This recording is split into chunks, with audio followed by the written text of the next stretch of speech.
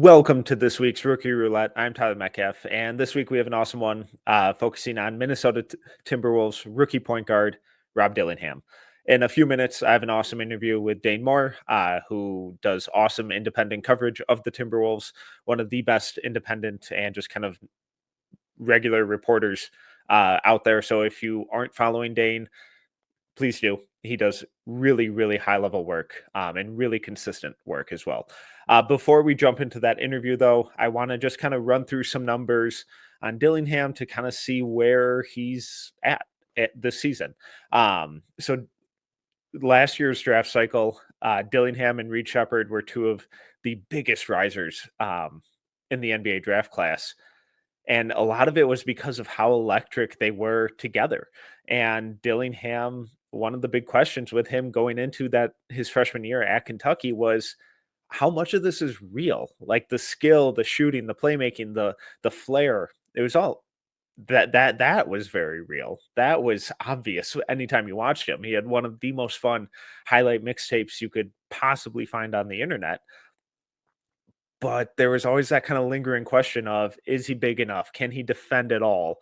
How much of it actually contributes to winning basketball? And to his credit, he was really good at Kentucky and skyrocketed up draft boards and then ended up being the 8th overall pick to the Minnesota Timberwolves, who actually traded up with the San Antonio Spurs to go and get him.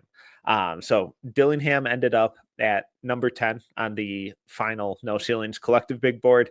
He was at number 12 for me personally. When we kind of look at his numbers this year, it's kind of been a rocky season because he hasn't given you the season that we typically expect from a top 10 pick. And a lot of that is because he hasn't necessarily had the opportunity, which tends to happen with rookies on teams with NBA finals expectations, especially young, small point guards. It is incredibly hard to be an NBA point guard, especially when you're a rookie and especially when you trend on the smaller end of the kind of size scale. Um, but when we look at synergy, there are some really encouraging numbers here. He's in the 46th percentile spotting up and shooting 40.7% from three. In isolation possessions, he's in the 81st percentile. Uh, when we look at his kind of pick and roll operation, he's in just the 34th percentile in terms of scoring. Um, and shooting 46.2% from three. So that tells us that he's kind of struggling in the pick and roll, getting downhill, getting to the mid range, getting to the rim, and finishing consistently there. But when we look at the pick and roll and include his passes into those figures, he ranks in the 75th percentile. That's really, really encouraging for kind of his long term projection fitting into this team. And then, weirdly enough, he's in just the 37th percentile shooting off the catch. One of those kind of weird splits where he's significantly better when guarded as opposed to unguarded. 42.1% when guarded, shooting off the catch. 21.4% when unguarded. Just weird. But some players are like that. And then when we look at his pull-up jumpers, he's in the 63rd percentile, and then unfortunately the 33rd percentile with his at-rim scoring. But we always kind of knew that that would be a steep learning curve for him, given his size. I think he's starting to show enough craft that long-term shouldn't be an issue. But these early years of his career, they'll probably be a persistent issue with his game. When we look over at Cleaning the Glass, though, who removes garbage time and heaves and all that kind of stuff, the numbers kind of tell a little bit of a different story. Um, his assist rate of 26.1 ranks in just the 42nd percentile for point guards. His assist to usage of 1.1 ranks in the 48th percentile. He's in just the 21st percentile in points per shot. Not ideal stuff there. And a lot of these numbers kind of skew more towards him struggling against regular rotation guys, which again, not totally shocking for a rookie point guard. He does rank in the 58th percentile in effective field goal rate, though, and the 76th percentile in 3-point percentage. So long term, the shot looks real. It should be there. It should be a very viable and reliable tool for him going forward. When we look at more of kind of some lineup and team context stuff, there are some really encouraging signs. Offensive rating of 118.8 when he's on the court. That's in the 83rd percentile. Defensive rating is 116.6, which is in the 34th percentile. Not totally shocking there. But then when we look at some kind of just two-man lineup or two-man pairing stuff with some of the Timberwolves' key pieces going forward, it's really fascinating.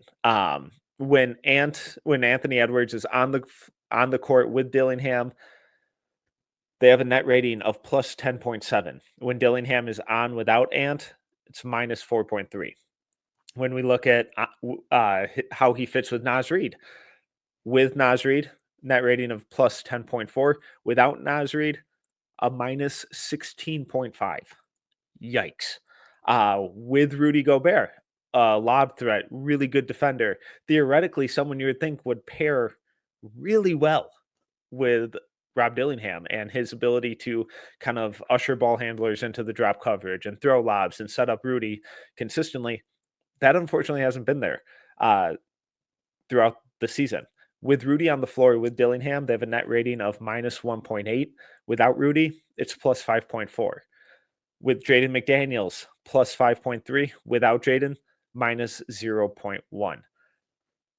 It's just peculiar. And, the sample size of a number of possessions is not astronomical like a lot of other rookies. But, the hope with Dillingham going forward is that he is this team's long-term point guard option. They have him playing a lot with other guards in the backcourt because Chris Finch doesn't seem to totally trust him yet. Understandable. But when he's the only, quote unquote point guard on the court, so no Dante DiVincenzo, no Nickeil Alexander-Walker, no Mike Conley, with all three of those guys off the court and Dillingham is on the court, they have a net rating of plus 19.1. Take it for what it is. A lot of it is matchup dependent and, all that kind of stuff. But there are some encouraging signs with Dillingham. He's still probably a year or two away from really making an impact, really kind of finding his groove, and kind of starting to emerge as the player that we hope he could be, and that he's kind of shown us flashes of. But some intriguing, also some concerning numbers there. Before we jump over to my interview with Dane Moore, we got to pull up the wheel, figure out who we have next week.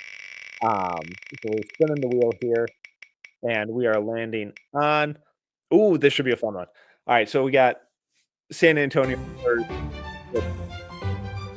of the Year favorite, Stephon Castle, coming up next week. We'll have another interview, but for now, it's enough of me. Let's jump over to my interview with Dane Moore.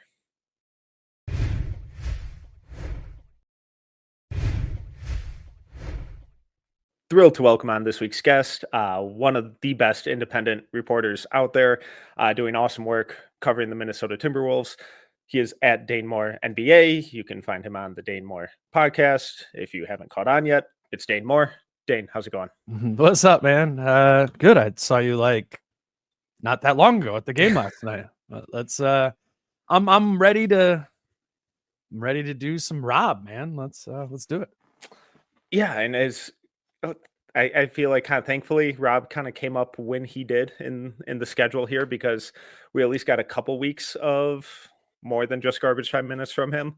Sure. Unfortunately, it's kind of looking like that may be trending back the other way. But before we kind of dive into the nitty gritty with his game, I just kind of want to start big picture. Going back to last summer on draft night, Rob goes 8th overall. Timberwolves trade up a lot to go get him, trade away a future first round pick. What was just your kind of initial reaction to the trade, the pick, and Rob just kind of as a player and prospect?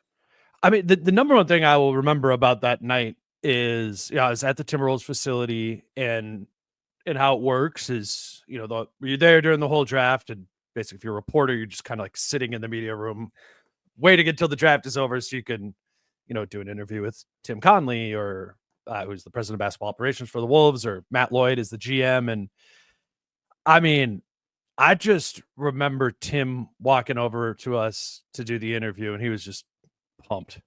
Like he was, and also like pretty clearly hadn't really slept in a couple of days, but he was he was legitimately, I think, ecstatic and proud that they were able to uh, get Rob at 8th overall, but they really had to jump through some hoops here of the new second apron and the reality that they were going to have to live in with their roster and not being able to add pieces. It was, we all say second apron a lot more and like kind of get it, but like back then in July, or June, we didn't really understand what it was, and I think Tim Conley and the Timberwolves front office did, and they understood what was staring down at them is they did not have a path to add to this roster in the summer in free agency other than minimum contracts.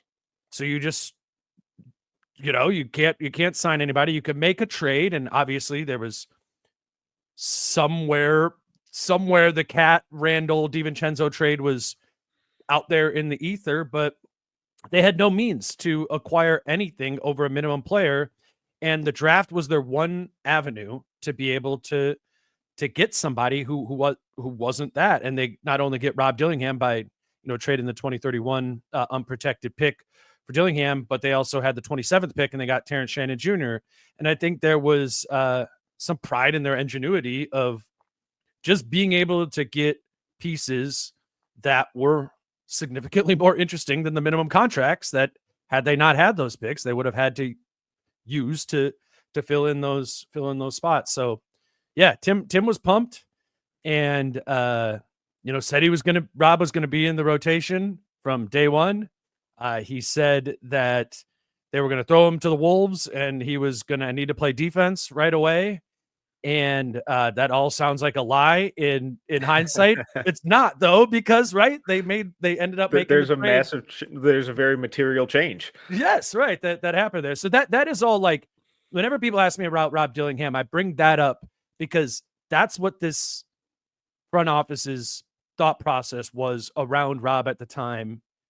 And obviously his limited minutes and uneven play over the course of the season, if you just look at his box scores, right, it does not look like he's a player that has been prioritized from this team. But on, I don't know, when was the draft, June 20th or whatever? Yeah. Like on that day, Rob Dillingham was extremely important to them. I'm not saying he's unimportant now.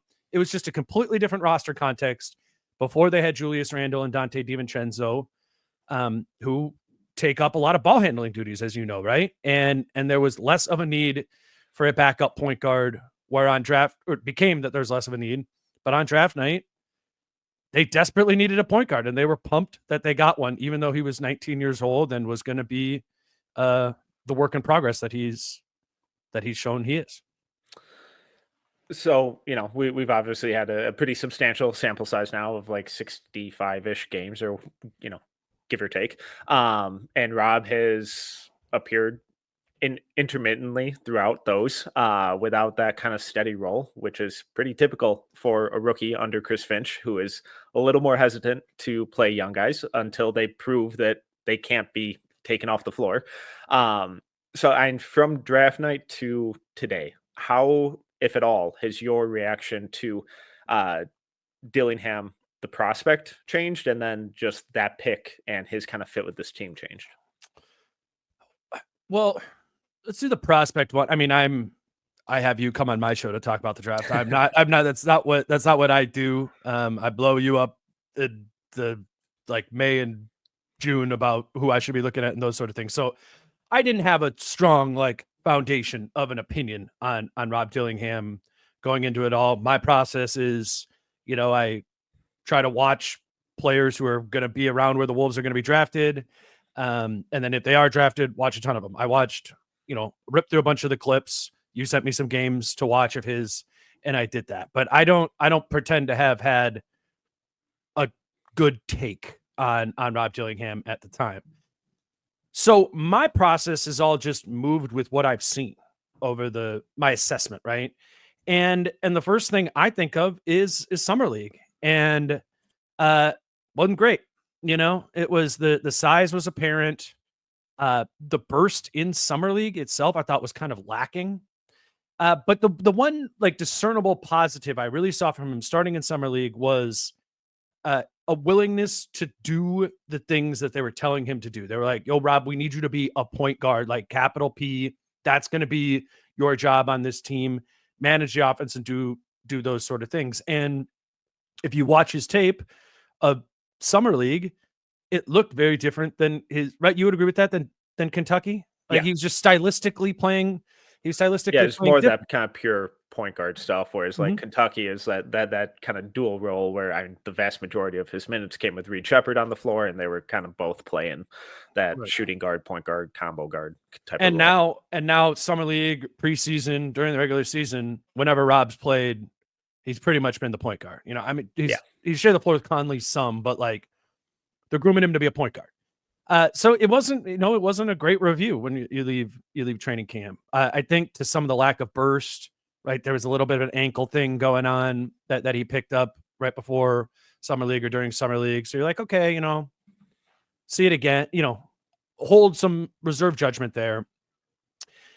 But also what really stood out to me in summer league was a commitment to trying to guard, which has been apparent when he's played this season. He's undersized. He's not a good NBA defender right now, but there is an absolute intention from him to guard, and that started in summer league. And I think it's one of the real positives of his Timberwolves experience is they instilled that from day one, that like, you got to guard, dude. Like this is what we do. We're the number one defense a season ago.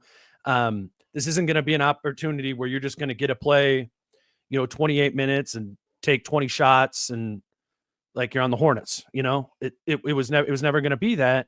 And I think he's developed some good defensive habits that were not present prior to coming to the NBA. So I've seen that sort of move, and then I'm kind of reserving a lot of judgment on the play that I've seen from him during the season because it's been a terrible role. I mean, it's It's like, been rough. right? Like, I mean, just so people don't know, like Rob was kind of like, they had a really heavy 8-man rotation, and then Rob was kind of like the ninth guy, and he would get a little 5-minute shift in the first half, maybe come back for a 5-minute shift in the second half. But he never has had Largely any depending opportunity. on how the first one went. Right. And sometimes not even, right? Yeah. Like even what was that? The Charlotte game Yeah. last week? Like Rob looked really good in the first Mhm. half. Like Conley wasn't playing. He's getting a 2-man game with Julius Randle. You're like, okay, like I haven't seen this yet. And you didn't see him in the second half, like he's not in a good developmental situation if you think that getting minutes is critical to developing. He's not had a consistent opportunity this season. So I just kind of go back to the same things. I'm like, all right, every time he's out there, I see a commitment to guarding. I do see the burst. He's Mhm. fast. He's NBA fast. Yeah. Like that's different than summer league, that is a encouraging progression. Some shot selection issues, not shooting it particularly well. But if you believed in what the prospect was, which I think I did, then I don't think you can be that turned off by what we've really seen this season. And it's pretty easy to blame the role more than anything, I think. Yeah, I kind of want to stick on that kind of balancing act between winning games and developing your 8th overall pick, Yeah. who you traded up for, and just kind of pick your brain a little bit on where you fall. Because being a point guard in the NBA is incredibly hard, especially when you're a rookie, especially when you're a very small and skinny rookie, and especially when you're on a team that has NBA Finals expectations. So I get fans' frustration with Rob not getting more minutes. I would love for him to get more minutes, especially, a couple months ago. Be like, why can't he get 10 minutes a night Yeah. consistently? Give him that same 5 minutes in the first half, 5 minutes in the second half. If it doesn't go well, it doesn't go well, but he's going to be learning and figuring out the speed of the game and physicality and all that stuff. But at the same time, they're trying to get out of the play-in tournament after being in the Western Conference Finals last year and with the best defense in the league last year. So it's a really tricky balancing act for a coaching staff who is typically a little reticent to play young guys. Where I'm kind of curious where you fall on that kind of fence of, all right, he's really got to get minutes, but Yeah. at the same time, he's not totally ready for a team that needs to and expects to win every game.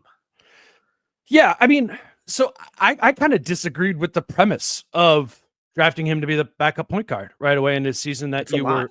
Yeah, when in June before you made the cat trade, like he was going to play 20 minutes a night and be the backup point guard and have every opportunity that he could. I'm certain that's what I was told, right? Like it wasn't going to be like, oh, they're going to have Nickeil Alexander-Walker do some of the point guard. It was like, no, Rob is going to be the backup point guard. And that foundation to start on is a risky one when you were a team that just went to the Western Conference Finals. Like there was destined to be something that wasn't going to be clean about that, right? So,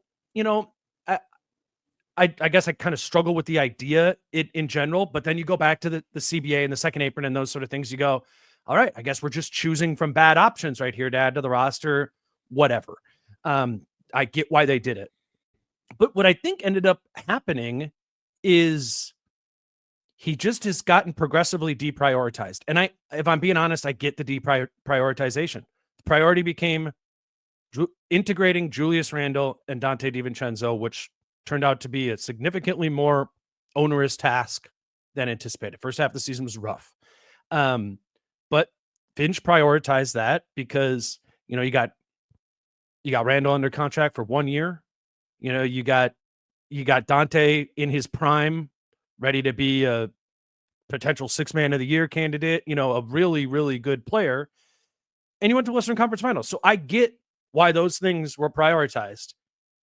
But that prioritization just came at such a cost of Rob. And I'm sure they would do a lot of things over differently if you could go back to October and November and December with this team. Those were not 3 good months. I get leaning into the older guys when you're a team that went to the Western Conference Finals, and that's internally your plan is to get back there. That was their plan. They got to the Final Four last year, the table, as Tim Connolly calls it. And everything about their plan was to get back to the table and see if they could go further this year. Rob was part of the solution for that. And then he became less of a priority to that solution. And I don't know. I can't totally come at that. I would have came to a similar spot. I was at a similar spot with when Rob was the 9th guy.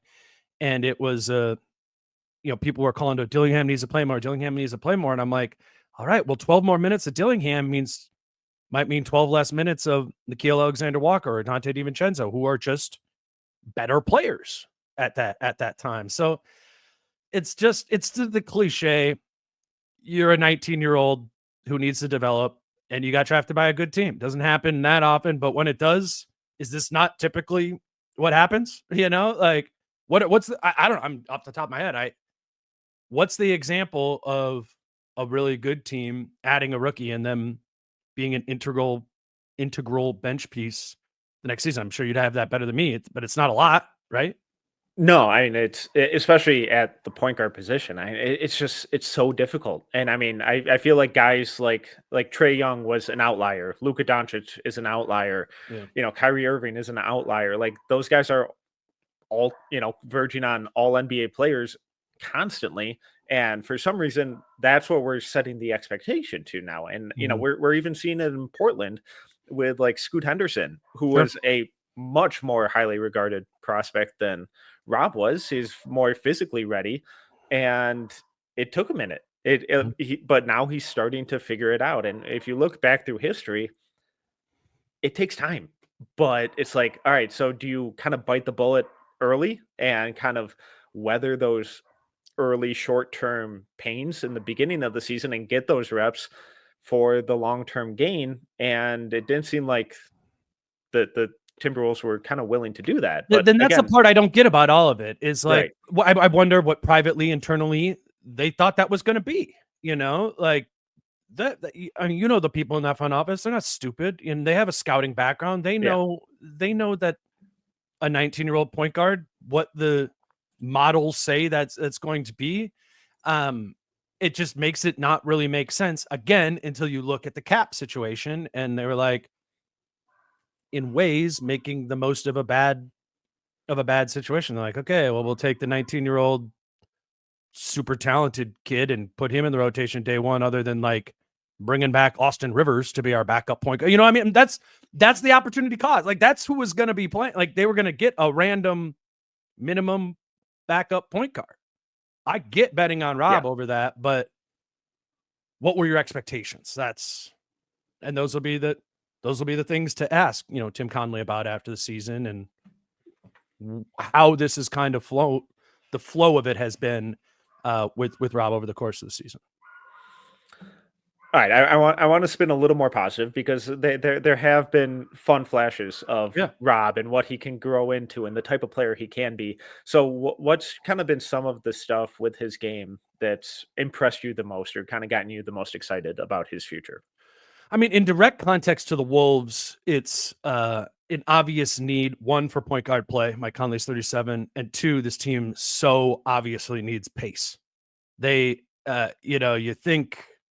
you think Julius Randle is like a grab and go, grabs a defensive rebound and gets you out into transition. Like, yeah, once a game, maybe. Like, you think Anthony Edwards is like a athletic, plays fast player. You watch enough Timberwolves games, Anthony Edwards plays extremely slow. Rudy Gobert plays extremely slow. That one's obvious. But I mean, he had a defensive rebound into a transition. He loves to grab and go when he gets the opportunity. Yeah, how often does that work? How often does that not lead to a turnover? No, but you know what I mean. Like, they need Rob's. They need that exactly from Rob. They need Rob to get Ant to play fast. Yeah, like, to be like, come with me, whereas Mike is like walking the ball up the floor. Mike Conley comes from a different era of this. It's not like Mike can't play fast, but his norm is slow. And this team needs to, particularly if we envision a Timberwolves team in Anthony Edwards' prime, 3 years from now or whatever. It probably doesn't include Rudy Gobert. Probably doesn't include a center that plays at all like Rudy Gobert. And maybe it's a group of Anthony Edwards, Jaden McDaniels, Naz Reid, Terrence Shannon Jr., other young players on this team who would play fast. I think Rob is going to be a critical piece of whenever this team is ready to let go of the Stone Age pace and start going. Like, Rob's going to take him there. We've seen that already this season. The spark of pace that he puts into it plays. We often think about pace and stuff within transition, and Rob brings that.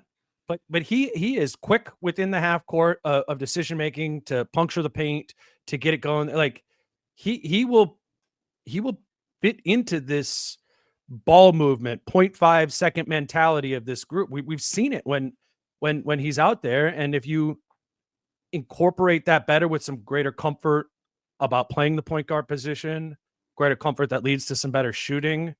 That does seem like a really tailor-made fit to the Timberwolves.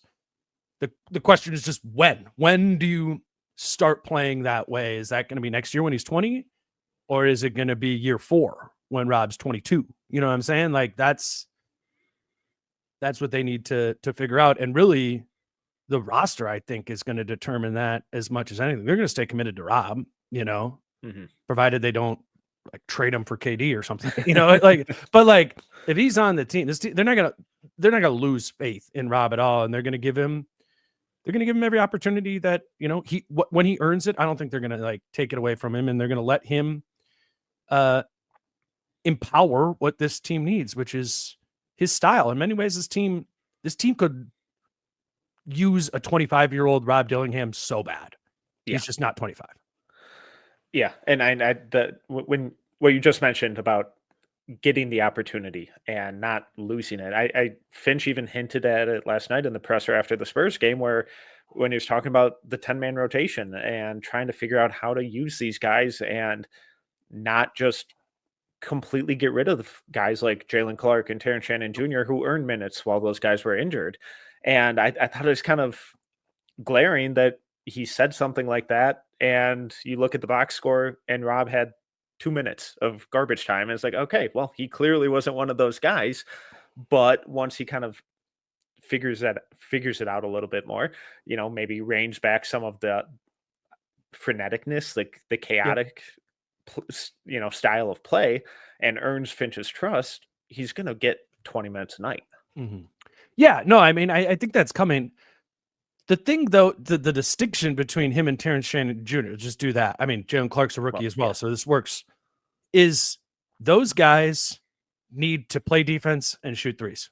That's it. yeah, Those guys have no other. I was talking to Rob in the locker room before the game last night, and there was the Nuggets and Thunder had played that day, and we were talking about Shea, and we are talking about Shea getting traded after his rookie season and like what he's become since that Clippers point in time. And Rob is like, I don't think anybody knew that Shea was going to be this at that time because it's so hard as a rookie to, be able to show what you can be, because the job, you still need to play defense as a point guard. You still need to be able to shoot the three. You also need to play point guard, and your shot selection is extremely important in that. And that's what Rob was talking about. It's like there's just a lot more things that you need to do, is what you keep saying. It's a 19-year-old rookie point guard, but like that shit is real, dude. Like that is yeah. the world Rob is living in. He knows it. Sometimes I watch him play out there and I see a real seriousness of that, and I go, oh, is he angry? Like, is he upset about this experience this season? And I don't think so, because I think he gets it. I think he understands, or maybe over the course of the season has learned that, like, my path is different than Terrence's is. Yeah. And that's just, and even if Terrence was 19, Terrence is also 24. That helps it. Yes. That's a weird thing, but it's just a more difficult, it is a more full bag of things that you need to be able to do as a rookie to be impactful. And rookie point guards get lost in that bag all the time. Even Shea, to some extent, got lost in that, where you didn't even get to see when he was with the Clippers that he could be this. There wasn't signals of that. There was signals that Shea was going to be a good player. Right. And I think right. there's signals that Rob is going to be a good player. But just because we haven't seen Rob play a game this season that looked like Trae Young, I don't think that precludes the possibility that in a few years, Rob Dillingham plays basketball like Trae Young. Like those things can happen. It is just, if there's one point that I think both of us are trying to hammer home with this, is it's that it's different when you're a point guard, and a longer view needs to be taken with these guys, understanding that it's going to evolve year over year. It just is. And I think, some of those, point guards that, we've mentioned who found success immediately. I think you also have to factor in the context where they went to bad teams who had those picks right at the top, and those guys were the focal point. Yep. And with Rob, they trade a really good team, traded up to make him a piece and to integrate him, not build around him. And that's Mhm. very different. That leads to very different types of opportunities. And yeah, I found it really interesting, your kind of comment about the body language, and it's like, oh man, is he pissed? Like, is he just Did checking you see out? that? You know what I'm talking about? Like, have Yeah, you seen that? yeah, but I think that's just kind of how he carries himself, Yep. because we saw something similar at Kentucky where, Okay. and he had a really short leash from Calipari, Mhm. and if he, fucked up, a couple possessions in a row, he would get yanked. And that was Mhm. one of the big questions with him, going from high school to college. Was like, all right, he's clearly skilled. The shooting, the flair, it's incredibly fun. But like, does this produce winning basketball? Like, can he like actually fit into a system and adapt and adjust his game? And at Kentucky, he proved that. And I think even now with the Timberwolves, it's like, yeah, he's probably upset to some standpoint. I'm sure there's some sort of frustration, because all these guys have egos. You have to Yeah. get to that level, and you want to play, you want to win, you want to do all the stuff, you want to be great. But even though there's that frustration, I still feel like there's still that understanding of, yeah, I'm a small young point Mhm. guard, and just right now may not be my time.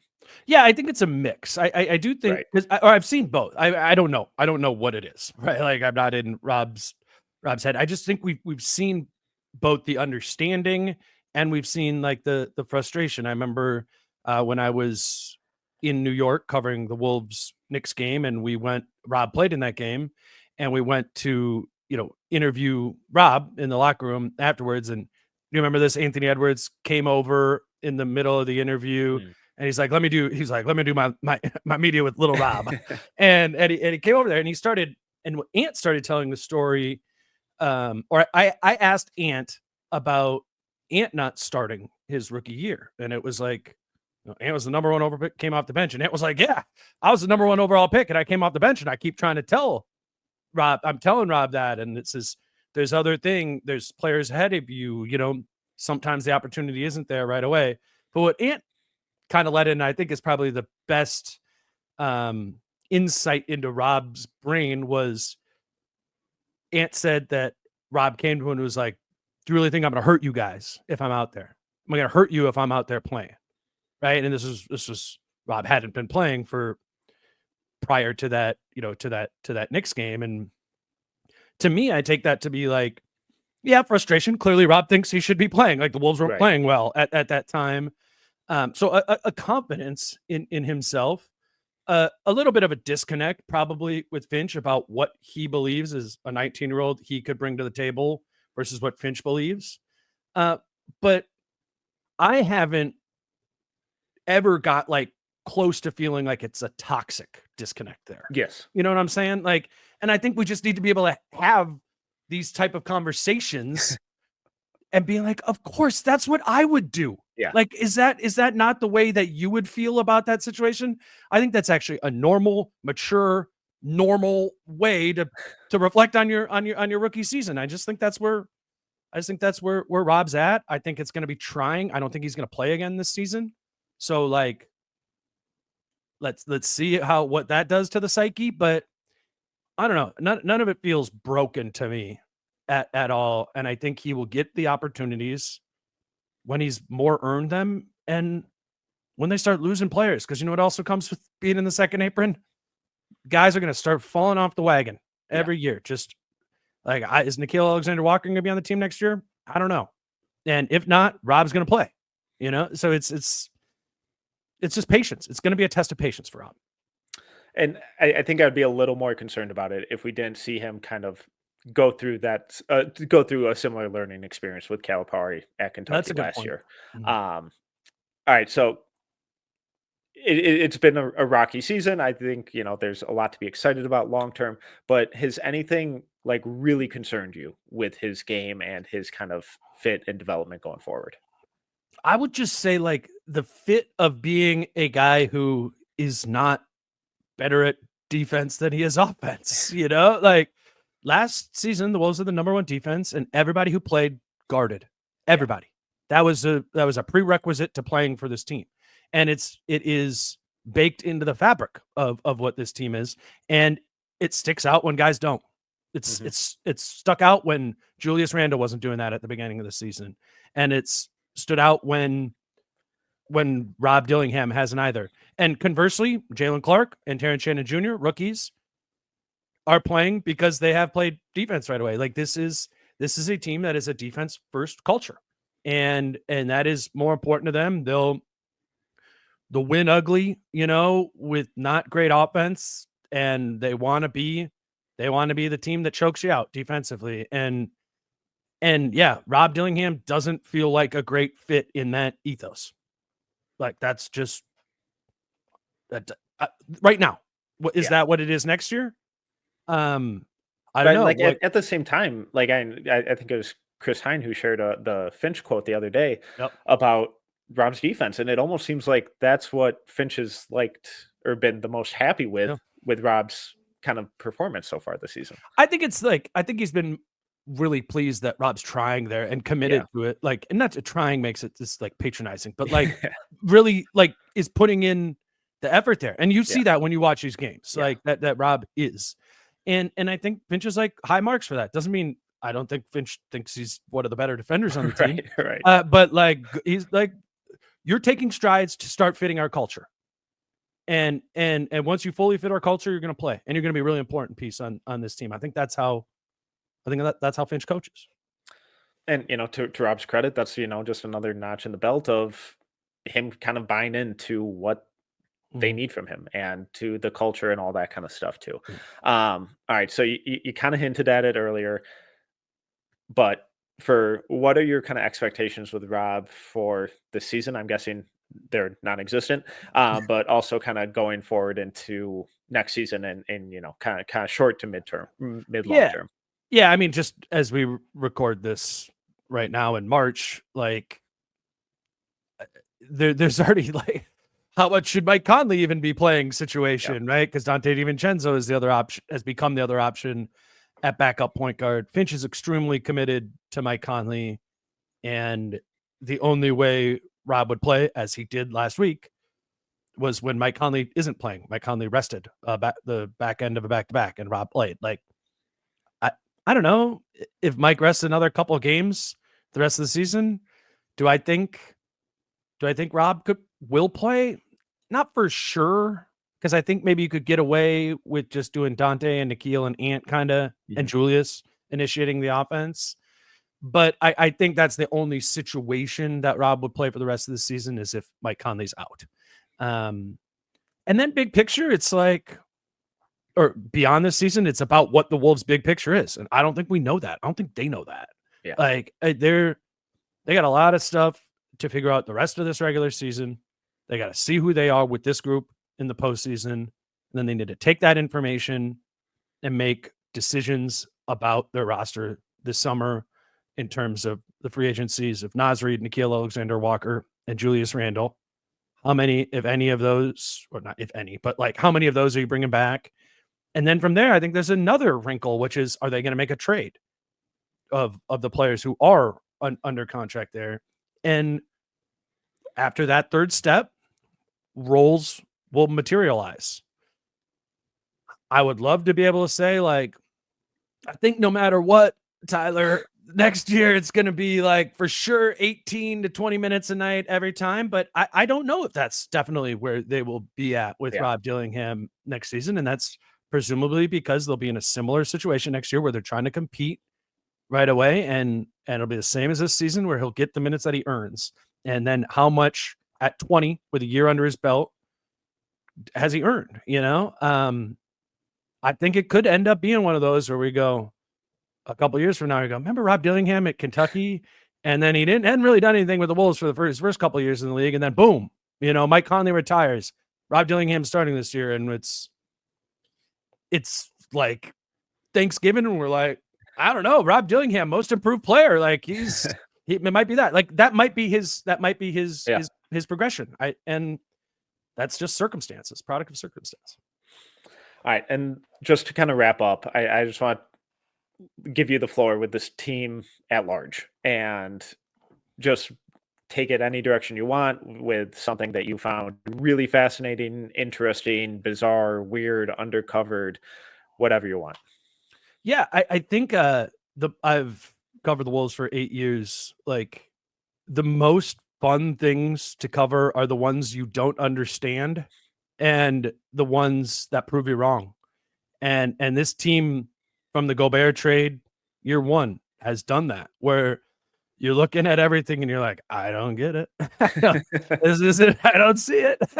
And then you're wrong. And then you unpack why you were wrong and what was missing before. And they're in a really similar position right now to that first Gobert season where I guess the beginning of the second Gobert season, we're like, okay, this does like some of these pieces really do work together. And what was it about Julius Randle that I was so thrown off or put off by back then that is now making more sense? It's it's a humbling process of like oh, that was wrong. But I really enjoy that element of it. And I think the final chapter of this Wolves season is going to be full of that stuff. Like it's it's one of those teams that you kind of fall in love with on League Pass where you're like, wait a minute, is this a lot more than I thought it was?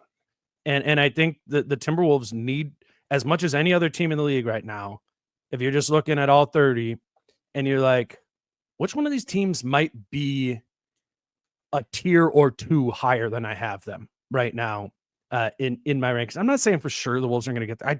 I mean, if I had to bet, do I think the Wolves are going to go to the Western Conference Finals? No. Yeah. But like, it's pretty fun that there's a path to be there, and that if they find their way to get there, it's going to be connecting this, okay, new version of Julius Randle. Anthony Edwards shoots threes a lot now, you know. Mike Conley is not, you know, now Rudy Gobert's back in the picture. It's last year was really fun because they were really good, but they were also really healthy, and they just kind of like pounded the rock, you know, for 82 games and the same stuff over and over again. By necessity, through injury and just ineffectiveness, they've had to be patient and find other paths. And I think that's a really cool thing about this team right now. And it's why I'm looking forward to the game against Denver on Wednesday and to the 16 games that are going to come after that, because this team could end up making a lot of the stuff I said on my show back in December look stupid. And we just get like way too dogmatic and in our beliefs of what things are or not. We find a way to prove it with a clip that we found in the second quarter that so-and-so can't play defense, or a number that does that. And one of the coolest things I think about sports and basketball in particular is something could have been true one month and not true the next. And that's why I like doing this job, is kind of riding that journey and trying to figure out why or what it might become. And I think the Timberwolves are loaded with potential for that the rest of the season. Absolutely. Dane, this is awesome. Please just one more time, tell everyone where they can find your stuff, how they can support you. Yeah. You know, we're Dane Moore NBA podcast, you know, 4 or 5 episodes a week, you know, Monday through Friday. We're doing pretty much daily episodes on the Wolves. You can watch it on YouTube and wherever you get podcasts, the Dane Moore NBA podcast. I'm sure I'll make Tyler come on and teach me about well, the Wolves got a pick. I mean, the Wolves got a pick again. Detroit. Shout out to the Pistons for being good. Shout out Malik Beasley, man. Let's go. Yeah, no, the Pistons. What I think the Wolves pick is going to be like 19, 20 from there, and I'm gonna have to spend a bunch of time watching college film. That kind of sucks, but it'll be fun to have a pick. All right. Dane does awesome work. One of the best examples of someone who's doing it independently and doing it the right way. Really insightful stuff. His guests on the pod with Chris Hine and Britt and Jace and Kyle, they're awesome. Really informative. If you're if you're just a casual fan, check it out. If you're a Timberwolves fan and you're not following them, interesting choice. But I appreciate it. Go give Dane a follow. He does awesome work. Dane, thank you. Yeah, man. Thank you.